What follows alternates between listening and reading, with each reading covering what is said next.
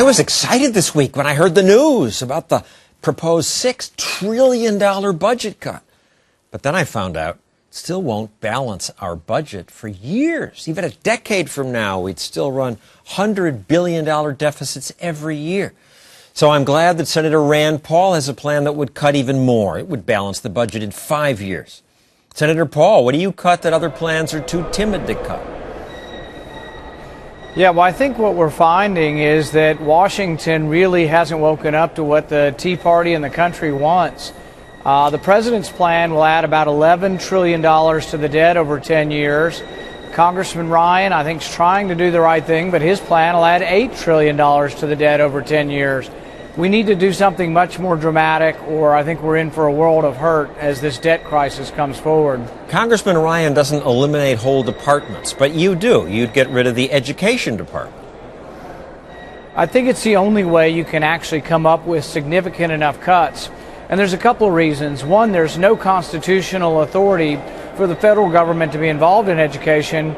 But number two, there's no evidence that the federal government being involved in spending $100 billion a year has done anything to change test scores. You want to get rid of the Department of Energy.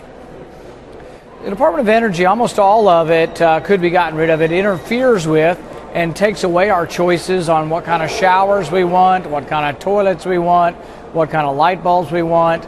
So most of the Department of Energy is superfluous, and it really is an impediment to producing energy. Not one barrel of oil is produced by the Department of Energy, but the Department of Energy stops a lot of oil from being produced. You'd eliminate the Department of Housing and Urban Development. People assume poor people would go without homes. Well, I think the Housing and Urban Development's probably torn down more houses than they've actually built. And really, I don't think it's been good for or eliminated any poverty through the years. You'd get rid of the Department of Commerce. You quote a former Commerce Secretary who said the department is nothing more than a hall closet where you throw in everything that you don't know what to do with. Exactly. And the other thing is I think it galls the American taxpayer that the CEOs of large multinational corporations, average salary $7.5 million a year, are being flown around at our expense on government jets doing business deals. I'm all for trade, I'm all for business deals, but companies should pay for this. There's a lot of profit in these corporations, and they should pay for their travel, not the taxpayer. Maybe we should rename the Department of Commerce the Department of Corporate Welfare, because they give all that money to big companies.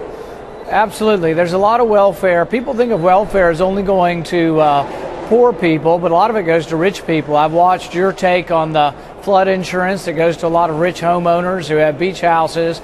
So you'll find that a lot of government welfare is actually going to subsidize those who are actually quite wealthy. Yeah, I feel bad about taking that money, but I took it. A smaller one, eliminate the government printing office is in your plan. But without that, what about the Squeaks comic book? I was stunned by this one. The government prints these comic books. It's supposed to excite kids about printing. They cost more than $10. The government tries to sell them. I don't know if they sell any for $5, so they'd lose $5 a comic. Why does government do these things? Can you imagine a government sells something for half of what it costs to produce it? Sounds like government's not very good at business. I always tell people over and over again, it's not that government is inherently stupid, although that's a debatable point. It's that they don't get the same signals. Businessmen and women have to make a profit. Government doesn't have to, so it's inherent that everything they do will be inefficient. Now, one thing that puzzled me in these big plans that are being attacked by Democrats, both the Republican Study Committee and Congressman Ryan's plan don't cut defense beyond what President Obama says he's cutting. I tell people that there's an inconvenient truth, and the inconvenient truth for conservatives is that you cannot balance the budget if you eliminate all the non-military spending. So you will have to say, yes, I do believe in a strong national defense, and I do. I think it's the number one constitutional function of government. But it doesn't mean that all military spending is sacred or that all military spending is well spent.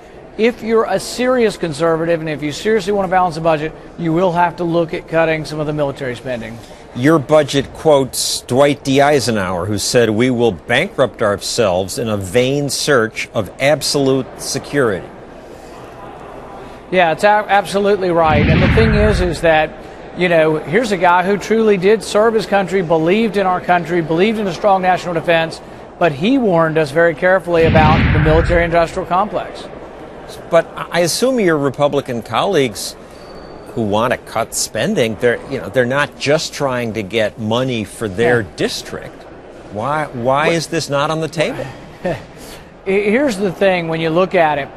When recently we had an FAA bill, there's $400 million, not that much in a $3.7 trillion budget, but $400 million for essential air services, basically to subsidize small airports and travel, usually to airports where congressmen live near the airport.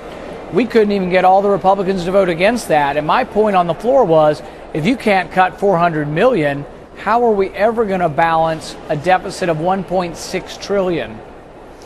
You would cut billions more from the Agriculture Department, get rid of the Agriculture Research Service, the Foreign Agriculture Service, the National Institute of Food and Agriculture. People hear that and they think, we'll go hungry. Well, I think most of the problem in our country, really, we have an overeating problem as opposed to an undereating problem in America. And what I would say, you can help those. There are people in our country who have absolutely no money. The more local, the better, and we can help people, but we shouldn't be. You know that a lot of these food programs are underutilized, so we pay people. We pay government agents to go out and advertise, please come and eat the free food, because not enough people are coming in to eat the free food. Your budget quotes Thomas Jefferson. I wish it were possible to obtain a single amendment to the Constitution. I mean, an article taking from the federal government the power of borrowing. I mean, we'd be in deep trouble if we weren't able to borrow. Well, Jefferson had it right when he said government's best that governs least, because government is ineffective, inefficient, and really doesn't spend money wisely. So we should give very little money to government, as little as we possibly can, and leave most of it in the private sector. So Jefferson had it right. In our next segment, a progressive will say it's the borrowing, the government investment that's given us the internet and all kinds of wonderful medical research. Well, if you look at the $1 trillion that President Obama spent in a stimulus package, you divide it out by job created, it was over $400,000 per job created. So if you're creating $20,000 a year jobs, but it costs you $400,000 to create that job, my guess is that's not very good or efficient use of capital. So I say send it back to the people. Well, thank you, Senator Paul.